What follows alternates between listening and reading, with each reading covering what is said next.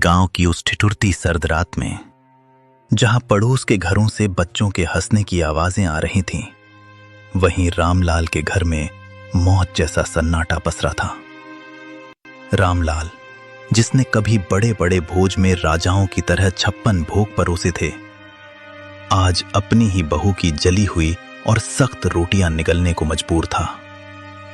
किस्मत का खेल देखिए, जिस हाथ ने सबको खिलाया, आज वही हाथ कांप रहे थे।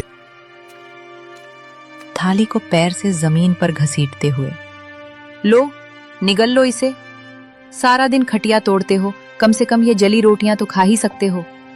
और सुन लो बुढ़े, कल सुबह सूरज निकलने से पहले आंगन चकाचक साफ मिलना चाहिए। मुफ्त की रोटियां तोड़ना बंद करो। तुम्हारी इस खांसी और मनहूसियत ने घर का सुकून छीन लिया है। बेटी, गला सूख रहा है। अगर थोड़ा सा गुड़ का टुकड़ा मिल जाता तो ये सूखी रोटी अंदर उतर जाती। गुड़ चाहिए इन्हें? अरे अपनी औकात देखिए। जब से मां गई है, तुम हमारे सिर पर बोझ बन गए हो। सच तो यह है कि तुम्हें भी मां के साथ ही चले जाना चाहिए था। अब यहां हमारे टुकड़ों पर पल रहे हो, और नखरे ऐसे जैसे अभी भी किसी रियासत के रसोइये हों। बेटा, जिस दिन तू पैदा हुआ था, उस दिन मैंने पूरे गांव को घी के लड्डू खिलाए थे। तुझे अपनी हथेलियों पर छांव देकर बड़ा किया।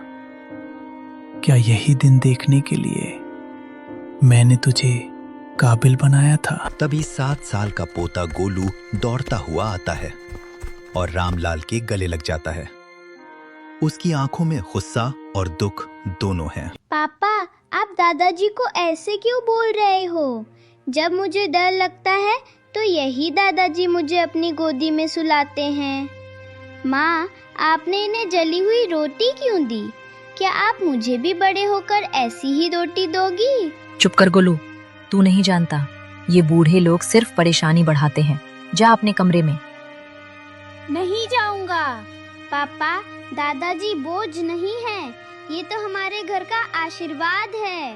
आप कहते हो ना कि ये आपके टुकड़ों पर पल रहे हैं, पर दादाजी ने तो मुझे बताया था कि ये घर और ये खेत उन्होंने अपनी मेहनत से बनाए हैं।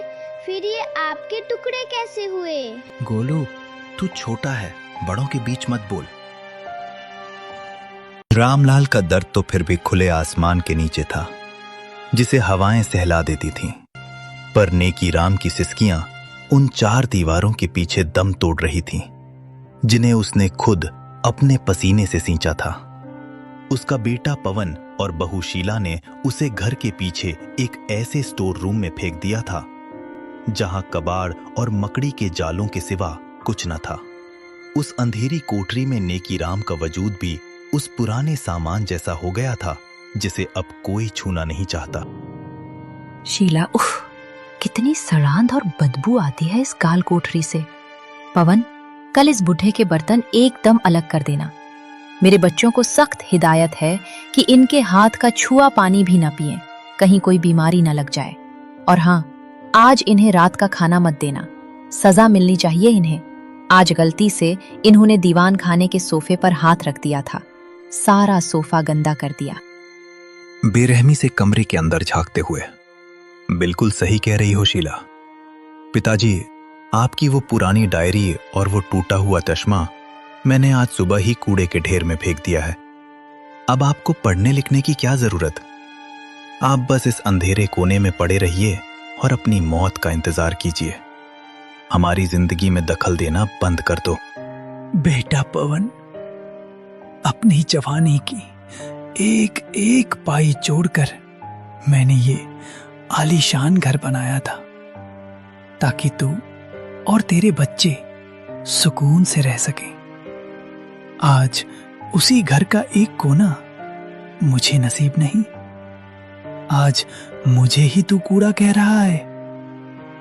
जिस चश्मे से मैं तुझे पढ़ते हुए देखता था, उसे ही फेंक दिया। तभी नेकीराम की 6 साल की पोती पिंकी चुपके से कमरे में दाखिल होती है। उसके हाथ में एक छोटी सी पानी की बोतल और अपनी टिफिन से बची